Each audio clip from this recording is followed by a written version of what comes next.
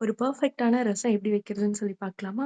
உங்களுக்கு எந்த அளவுக்கு ரசம் வேணுமோ, அந்த அளவுக்கு ஒரு பாத்திரத்த எடுத்து, அப்ராக்ஸிமேட்டா தோராயமா கொஞ்சமா புளி எடுத்து ஒரு 1/2 அன் ஹவர் டூ 1 ஹவர் ஊற வச்சுருங்க.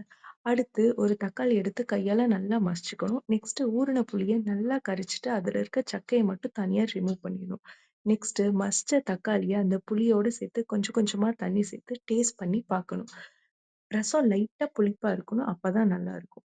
அடுத்து ரசத்துக்கு தேவையான பூண்டு, சீரகம், மிளகு இது எல்லாத்தையும் தட்டி சேர்த்துக்கணும். அண்ட் கருவேப்பிலையும் சேர்த்துக்கணும். முக்கியமானது இத எதையுமே மிக்ஸர் கிரைண்டர்ல போட்டு அரைச்சிடக்கூடாது. ரசம் கூழ் மாதிரி ஆயிரும். நல்லா இருக்காது.